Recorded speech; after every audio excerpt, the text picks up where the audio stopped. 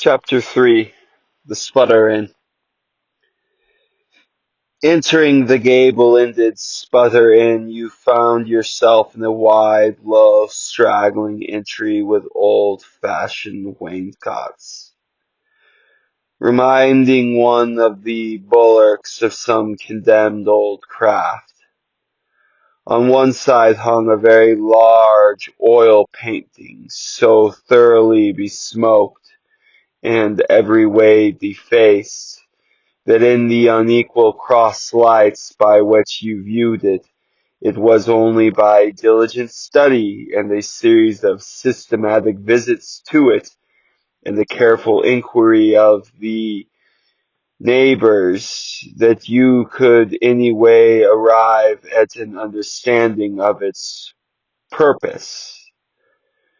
Such unaccountable masses of shades and shadows that at first you almost thought some ambitious young artist in the time of the New England painters had endeavored to delineate chaos between, but by dint of much and earnest contemplation and oft repeated wanderings, and especially by throwing open the little window towards the back of the pipe, you at last come to the conclusion that such an idea, however promiscuous, might not be altogether unsurmised.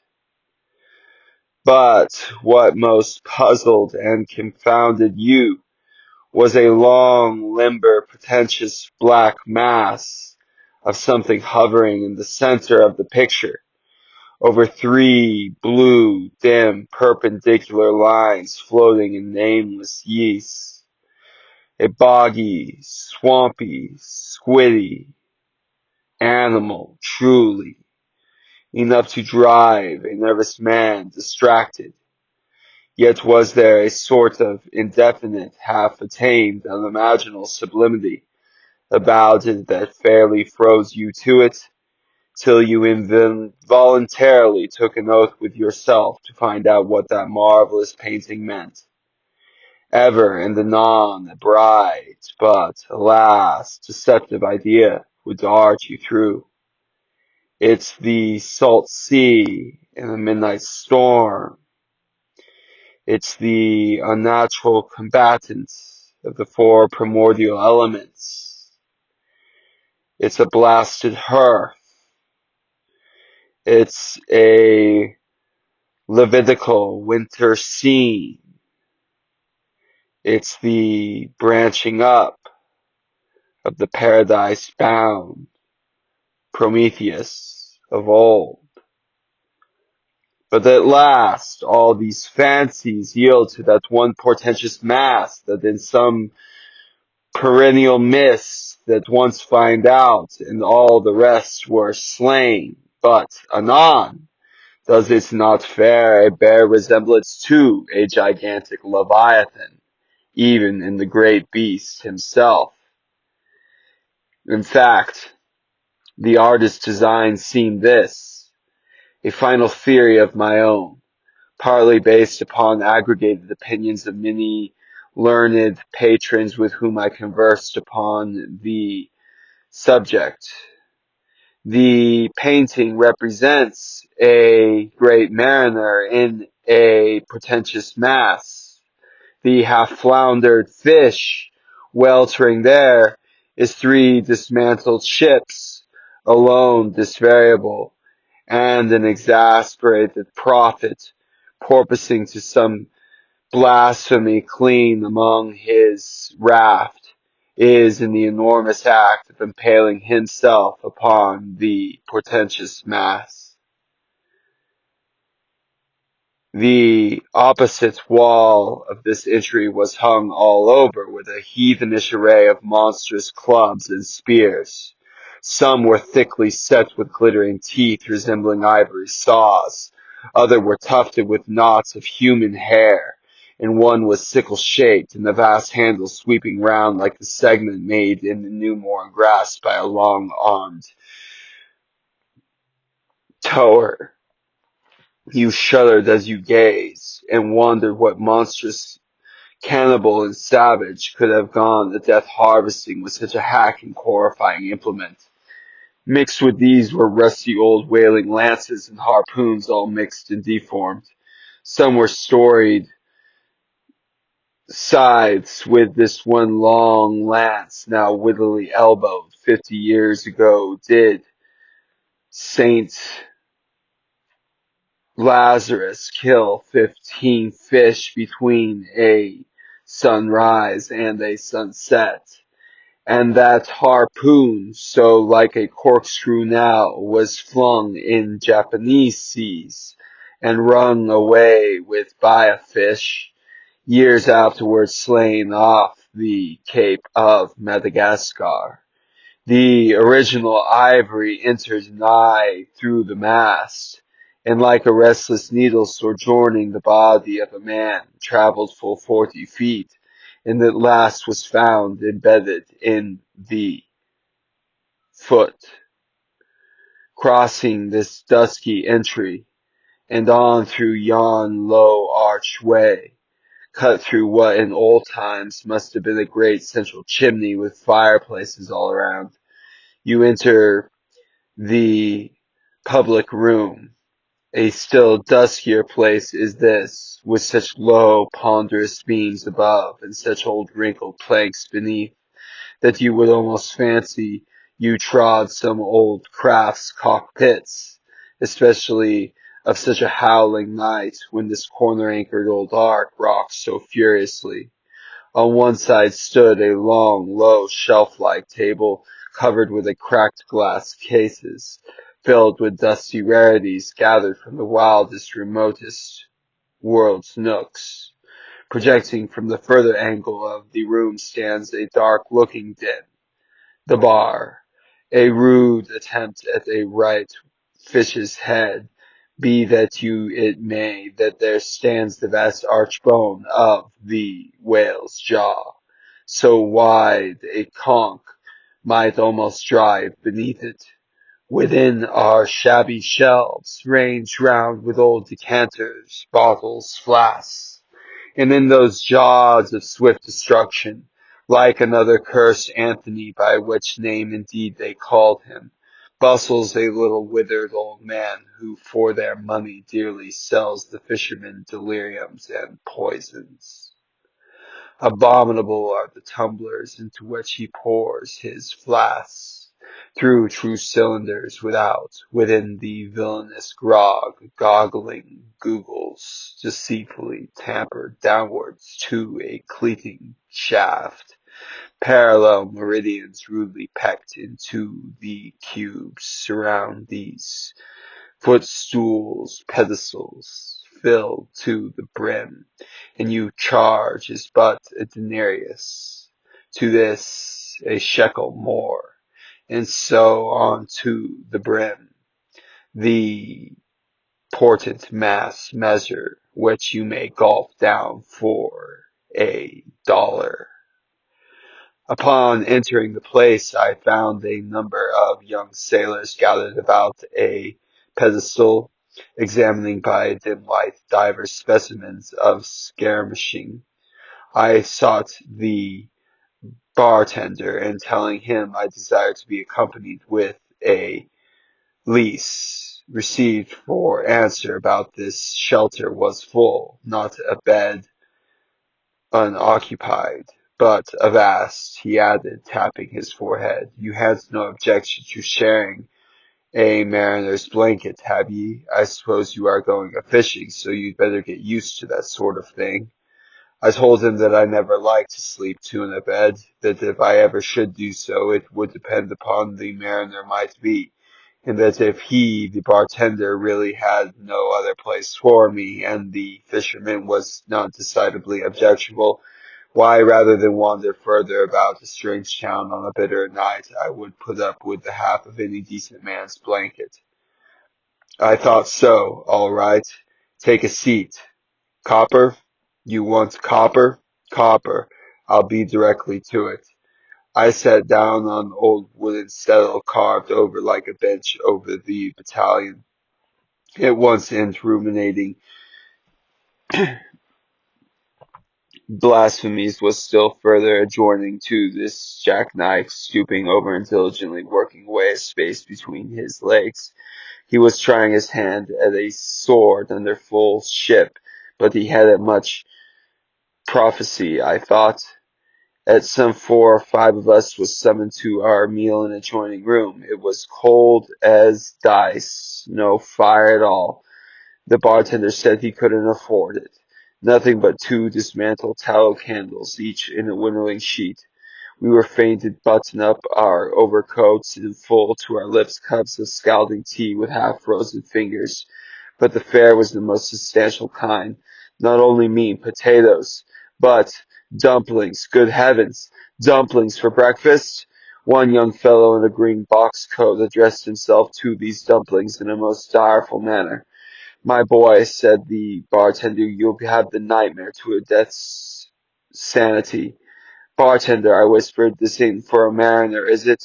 "Oh no," said he, looking at a sort of diabolical joke. "The mariner's a sort of complexioned chap. He never eats dumplings. He don't. He eats nothing but meat, and he likes 'em boiled."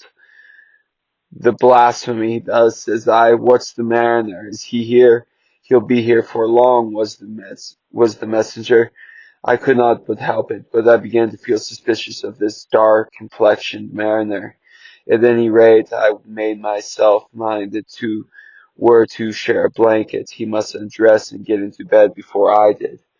Breakfast was over. The battalion went back to the public room when, knowing not what else to do with myself, I resolved to spend the rest of the evening as a pedestrian. Presently a rioting noise was heard without. Starting up, the landlord cried, "That's the Krampus's crew. I seed her report this offspring this morning. A 3 years' voyage was a mariner's boat. Hooray, boys! Now we'll have the latest news from the effigies." A tramping of sea boots was heard in the entry. The door was flung open, and a royal de voile set of fishermen enough, enveloped in their shaggy waistcoats and with their heads muffled round in woolen comforters, all bedrammed and ragged, and their beards were ripped with icicles. They seemed an eruption bears from Labrador. They had just landed from their boat, and this was the first voyage they entered. No wonder what they made a straight wake for the fish's mouth, the bar, when the wrinkled old Anthony, there officiating, soon poured them all brimmers all round, and complained of a battle cold upon his head, upon which this Anthony mixed him a pitch like potion of gin and molasses, when he swore was a sovereign cure for all colds and cataracts whatsoever, never mind how long the withstanding, and whether caught off the coast of Labrador or on the weather side of Iceland. The liquor store soon mounted in their heads, and as generally does even at the most apparent breakfasters nearly landed from the ocean, and they began capering around the most ostentatiously. I observed, however, that one of them had held somewhat aloof, and though he seemed desirous not to spoil the hilarity of his mariners by his own sober face, yet upon the whole he refrained from making such a noise as the rest. This man interested me at once, and since upon the sea gods had ordained that he should sleep with my sailors, though but a bunk mate, one so far as the narrative is concerned, I will here venture upon a little description of him. He stood full 6 feet in height, with noble shoulders and a chest like a potter's mouth. I have seldom seen such brawn in a man. His face was deeply brown and burnt, making his white teeth dazzling by the contrast, while in the deep shadows of his eyes floated some reminiscences that did not seem to him of much oil. His voice at once announced that he was a mariner, and from this fine stature I thought him he must be of one of the tall Appalachians from the American mountains in West Virginia. When the revelry of his companions had mounted to his height, this man slipped by unobserved, and I saw no more of him till he became my comrade of the sea. In a few minutes, however, he was missed by his shipmates, and being, it seems, For some reason, a huge favorite with them, they raised a cry of, "Wellington, Wellington, where's Wellington?" and darted out of the house in pursuit of him. It was now about 9 o'clock, and the room seeming almost supernaturally quiet of these orgies, I began to congratulate myself upon a little plan that had occurred to me just previous to the entrance of the sailors. No man prefers to sleep two in a bed. In fact, you would a good deal rather not sleep with your own sailor. I don't know how much it is, but people would like to be private when they are sleeping. And when it comes to sleeping with an unknown mariner in a strange part of town in a strange dusky inn, that mariner is a sailor, then your objections indefinitely multiply. No, there are any earthly objections why, as a mariner should sleep two in a bed, more than anybody else. For mariners no more sleep in two in a bed than at sailing, than bachelors rulers do ashore. To be sure, they all sleep together in one apartment, but you have your own hammock and cover yourself with your own blanket and sleep in your own skin. The more I pondered over this mariner, the more I abominated the thought of sleeping with him. It was fair to presume that being a mariner, his linen or undergarments, as the case may be, would not be of the tidiest, certainly none of the finest. I began to twitch all over, because it was getting late, and my descent into the hammocks ought to be home and going to the bedwards. Suppose now he should tumble in upon me at midnight, and how upon I tell him that the whole vile thing he coming in. Bartender, I've changed my mind about the mariner. I shan't sleep with him. I tried to bench here. Just as you please. I'm sorry I can't spare you a tablecloth for a mattress, and it's a plaguey rough around here. Feeling of the knots and notches. But wait a bit, sailor. I've got a carpenter's plane there in the bar. Wait, I say, and I'll make it to you snug. So saying, he procured the plane, and with its old handkerchief for dusting for the bench, vigorously set to planing away at the bed, the while grinning like a monkey. The shavings flew right and left, till at last the plain iron bump against the indestructible knot. The landlord was near spanning his wrist, and I told him for heaven's sake to quit. The bed was soft enough to suit me, and I did not know how planing the world could make either of the pine plank soft, so gathering upon the shavings of another grain and throwing them into the great stove in the middle of the room, he went about his business and left me in a brown study. I now took the measure of the bench and found that it was a foot too short, but that could be mended with a chair, but it was a foot too narrow, and that the other bench of the room was about 4 inches higher than the planed one, so there was no yoking them. And then I placed the first bench lengthwise along the clear space against the wall, leaving a little interval between them for my back to settle down in. But as soon as I found that there came as a draught of cold air over me from the back of the sill of the window, that this plane would never do at all, especially as another current from the rickety door met the one from the window, and both together formed a series of small whirlwinds in that immediate vicinity of the spot where I thought to spend the night.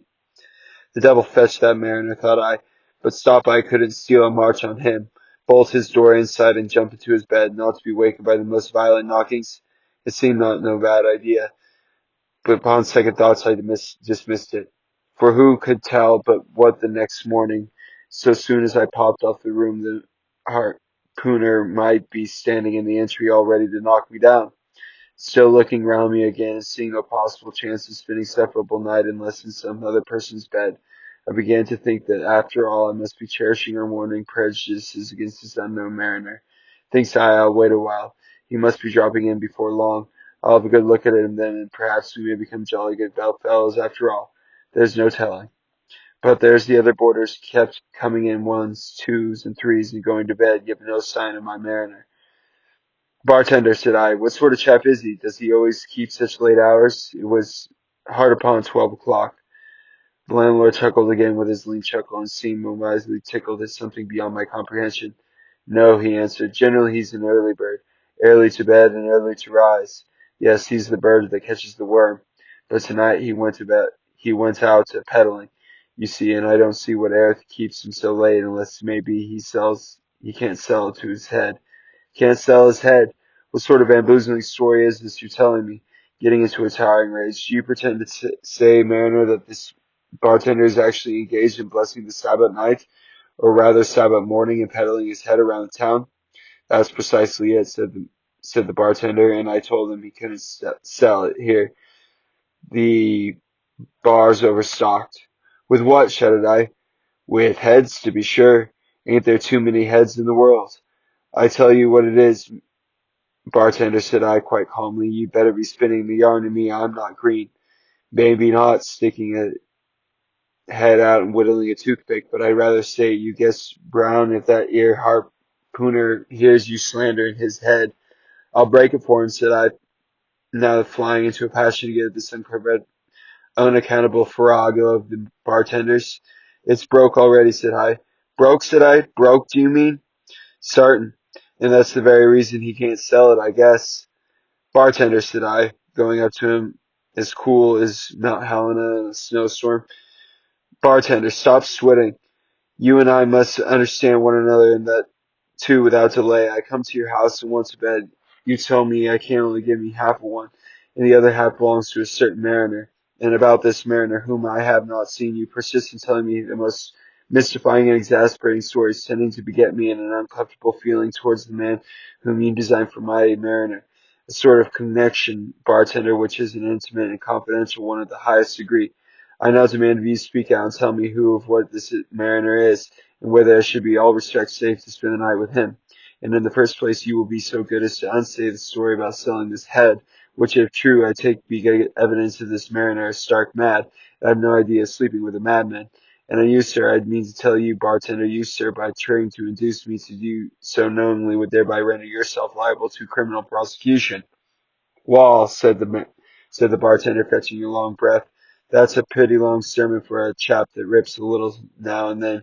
But be easy, be easy. This is a mariner I've been telling you had just arrived from the Cape Shores, where he brought up a lot of balmed New Zealand heads, great curios, you know, and he sort of sold them on one. And that's the one he's trying to sell tonight, 'cause tomorrow's Sabbat, and it would not be good to selling human heads about the streets when folks go into Sabbat. He wanted to tell you last Shabbat, but I stopped him just as he was going out the door with four heads hung on a string, for all air from the string is onions. This account cleared up otherwise unaccountable mystery and showed up the bartender, after all, had no idea of fooling me, but at the same time that I could think of a mariner who stayed out on a Sabbat night, clean and to the holy Sabbath, engaged in such cannibal business as selling his heads to dead idolaters. Depend upon it, bartender, the mariner is a dangerous man. He pays regular, was the rejoinder. But come, it's getting dreadful late. You had better be turning flanks. It's a nice bed. Stall and me slept in the ear bed the night we're spliced. That's plenty room for two. Kick up in the stall up to put our little Sam and little Johnny foot on it. But I got dreaming and sprawling one night, and somehow Stall got pitched up on the floor and came near breaking his arm. After that, Stall said wouldn't do. Come along here, I'll be giving him in a jiffy. And so saying, a lighted candle held towards me, offering to lead the way. But I stood irresolute when, looking at a clock in the corner, he exclaimed, I've it's Sabat. You wouldn't see the harpooner tonight. He's come to anchor somewhere. Come along then. Do come. Won't you come? I considered the matter a moment, and then up the stairs we went, and I was ushered into a small room, cold as clam and furnished, sure enough, with a prodigious head, almost big enough indeed for four mariners to sleep abreast. There stood the messenger, placing the candle on an old crazy sea chest, and did so dutifully as the washstand center of the table. There, make yourself comfortable now, and good night to you. I turned round eyeing the bed, but he had disappeared. Folding back to the counterpane, I stood over the bed, though none of the most elegant. It stood the scrutiny tolerably well. I then glanced around the room, and besides the bedstand and center table, I could see no furniture belonging to the place, but a rude shelf, the four walls, and a pampered fireboard representing a man striking a whale. Of things not properly belonging to the room, there was a hammock lashed up and thrown upon the floor in one corner, also a large fisherman's saddle containing the mariner's wardrobe, no doubt in lieu of a land trunk. Likewise, there was a parcel of outlandish bonefish hooks on the shelf placed over the fireplace, and a tall mariner sitting at the head of the bed. But what is this on the chest? I took it up and held it to the light, and felt it and smelt it, and tried every way possible to arrive at some satisfactory conclusion concerning it. I can compare it to do nothing but a large doormat, ornamented at the edges with little twinkling tags, something like the string porcupines round an Indian moccasin. There was a hole or slit in the middle of this mat, as you see the name of the South American ponchos, but could it be possible that a southern mariner could get into a doormat and parade the streets of any christen town in that sort of disguise. I put it on and tried it weighing me down like a tea hamper. Being uncommonly shaggy and thick, I thought it was a little damp, as though the mysterious mariner had thought of a wearing rainy day. I went up to it and a bit of glass struck against the wall, and I never saw such a sight in my life. I tore myself out of it in such a hurry, and I gave myself a kink in the neck. I sat down on the side of the bed and commenced thinking about this head-peddling mariner and his doormat. After thinking that time at the bedside, I got up and took off my monkey jacket and then stood in the middle of the room thinking. I then took off my coat and thought a little more about shirt sleeves, but beginning to feel very cold now, half dressed as I was, I remembering what the messenger said about the mariner not coming home at all that night. It being so very late, I made no more ado, but jumped out of my pantaloons and boots, and then blowing out the light, tumbled into bed and commenced myself to the care of dreams. Whether that mattress was stuffed with corn cobs or broken crockery, there's no telling, but I rolled around a good deal, and I could not sleep for a long time. At last I slid off into a light doze, and I had pretty nearly made a good offing towards the land of Lot when I heard a heavy footfall in the passage and saw a glimmer of light come into the room from the door. Lord save me, thinks I, this must be the mariner, the infernal idolater. But I lay perfectly still and resolved not to say a word till spoken, holding a light in one hand and that identical New Zealand head in the other. The stranger entered the room and without looking towards the bed, placed his candle a good way off the floor in one corner and then began looking towards the knotted cords of the large bag. I before began speaking in the room. I was all eagerness to see his face, but he kept it averted for some time while employing the unlaced bag's mouth. This accomplished, however, he turned round. When good heavens, what a sight! Such a face! It was of dark purplish yellow color, here and there struck over with large black-looking squares. Yes, it's just as I thought. He's a triple bedfellow. He's been in a fight, got dreadfully cut, and here he is, just from the surgeon. But at that moment he chanced to turn his face towards the light. Then I plainly saw that he had been sinking plasters all those black squares on his cheeks. They were stains of some sort or other. At first I thought not what to make of this, but soon an inkling of the truth occurred to me. I remembered a story of a white man, a fisherman too, whose failing among the pagans had quickly tattooed by them. I concluded that this mariner in the course of distant voyages must have met a similar adventure. But what is this, thought I, after all? It's only his outside, a man beyond us any sort of skin, but then what to make of his unearthly complexion, that part of him, I mean, lying round about and completely independent of the squares of tattooing. To be sure, it might be nothing but a good coat of tropical tanning, but I never heard of hot sun's tanning a white man into purplish yellow one. However, I had never been in this Cape Horn, and perhaps the sun had produced the extraordinary effects upon the skin. Now, while all these ideas were passing through me like lightning, the mariner never noticed me at all. But after some difficulty, having opened his bag, he commenced fumbling in and presently pulled out some sort of tomahawk, a sealskin wallet with a hair, placing it on these old chests in the middle of the room. He then took the New Zealand head, a ghastly sort of nothing, crammed it down the bag. Now took off his hat, a new beaver skin. When I came nigh seeing out of fresh surprise there was no hair upon his head, none to speak of at least, nothing but a small scalp twisted up on his forehead. His bald purplish head now looked for all the world like a mildewed skull. He had not the stranger stood between me and the door, I would not have bolted out quicker than I had bolted to dinner. Even as it was, I thought something of slipping out of the window, but it was the second floor back. I'm no coward, but what to make of this head-peddling purple rascal altogether passed by my comprehension. Ignorance is the patent of fear, and being completely nonplussed of confounded by this pagan, I confessed I was stranger now than afraid of him, and it was the devil himself who had thus broken into my room in the dead of night. In fact, I was so afraid of him that I was not game enough just when to address him, and demand a satisfactory answer concerning what seemed inexplicable of him. Meanwhile, he continued in the business of undressing, and at last showed his chest and arms. As I lived, these covered parts of him were checkered with the same squares as his face. His back, too, was all over the same dark squares. He seemed to have some 30 years' war and just escaped from it with a skin-plastering shirt. Still more, his very legs were marked as if a parcel of dark green frogs were running up the trunks of his young palms. It was now quite plain that he must be some abominable savage or other ship aboard of a fisherman in the Cape Horn, and so landed in this Christian country. I quake to think of it. A peddler of heads, too, perhaps the heads of his own pagans.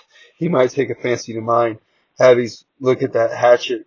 But there was no time for shuddering, for now the savage went on something that completely fascinated my attention and convinced me that he must indeed be a pagan. Going to his heavy grego or rapal or dreadnought, which he had previously hung on a chair, he fumbled in the pockets and produced at length a curious little deformed image with a hunch on its back, exactly the color of a 3 days old African baby. Remembering the embalmed head at first, I almost thought that this black mannequin was a real baby preserved in some similar manner, but seeing that it was not all limber and that it glistened a good deal like polished ebony, I concluded that it must be nothing but a wooden idol, which indeed it proved to be, for now the savage goes up to the empty fireplace and removes the peppered fireboard, sets up a little hunchback image like a terrapin between the angelus irons. The chimney jambs and all the bricks inside were very sooty, so that I thought this fireplace might be a very appropriate little shrine or chapel for his blackened idol. I now scribed my eyes towards the half-hidden image, feeling but little ease in the meantime, to see what next to follow. First he takes about a double handful of shavings out of his greco pocket and places them carefully before the idol, and then laying a little bit of ship biscuit on it and applying the flame to his lamp, he kindled the shavings into a sacrificial blaze. Presently after, many hasty snatches into the fire, and still hastier withdrawals of his fingers, whereby he seemed to be scorching them badly, he at last succeeded in drawing out a biscuit, and blowing off the heat and ashes a little, he made a polite offering to the little negro. But the little devil did not seem to fancy such dry short of shavings after all, for he never moved his lips. All these strange antics were accompanied by still stranger guttural noises from the devotee, who seemed to be praying in a sing-song or else singing some pagan psalmody, or rather during which his face twitched about the most unnatural manner. At last extinguishing the fire, he took the idol up very unceremoniously and bagged it in his greco pocket as carelessly as if he were a sportsman bagging a dread woodcock. All these queer proceedings increased my uncomfortableness, and seeing him now exhibiting strong symptoms of concluding his business operations and jumping into bed with me, I thought it was high time now or never before the light was put out to break the spell on which I had been so long bound. But the interval I spent deliberating was to say was a fatal one. Taking up his hatchet from the table, he examined the head of it for an instant, and holding it to the light with his mouth to the handle, he puffed out great clouds of tobacco smoke. The next moment the light was extinguished, and this wild pagan, tomahawk between his teeth, sprang into bed with me. I sang out, I could not help it now, and gave a sudden grunt of astonishment. He began feeling me, stammering out something I knew not what. I rolled over with him against the wall, and then conjured up whoever or whatever he might be to keep quiet and let me get up and lamp the light again. But his guttural responses satisfied me at once. He ill but comprehended my meaning. "Who the devil are you?" he at last said. "You no speaky, dammy, I kill ye." And so saying, the lighted tomahawk began flourishing about me in the dark. "Bartender, for God's sake!" "Peter Messenger," shouted I. "Bartender! Peter! Coffin! Angel! Save me! Speak, you tell me who you be, goddamn me, I kill ye!" again growled the pagan, while he poured flourishings of the hatchet, scattered the hot tobacco ashes about me, still the linen again on the fire. But thank heaven at that moment the messenger came into the room, light in hand, and leaping from the bed, I ran up to him. "Don't be afraid now," said he, beginning. "Winnipeg wouldn't harm a head on ye." "Stop your grinning," shouted I, "and why don't you tell me if this hurtful messenger was a pagan? I thought you know it, didn't I tell you he was peddling heads around town? But turn fluksy around you and go to sleep. Winnipeg, I tell you, you Sabbath. You Sabbath, you. This made a man sleepy. You Sabbath. Me Sabbath plenty," grunted Winnipeg, puffing away at his pipe and sitting in the bed. "You giddy," he added, motioning to me with his hatchet and throwing it close to one side. He really did this in an only civil but really kind of charitable way. I stood and hit him in a moment. For all his tattooings, he was on a whole a clean, comely looking pagan. "What's all the fuss I've been making?" you thought I to myself. "The man's a human being just as I. He was just as myself, much reason to fear to be drunk of him. Better sleep a sober with a cannibal than a drunken Christian." "Bartender," said I, "take this stash of a tomahawk, or pipe, or whatever you call it. Tell him to stop smoking, in short, and I tell him to turn in. But I don't fancy having a man smoking in bed with me. It's dangerous. Besides, I ain't insured." This being told to old Winnipeg, he at once complied, again politely motioned me to go to bed, rolling into one side as he say, "I won't touch a leg of ye." "Good night, bartender," said I, "you may go." I turned in and never slept better in my life.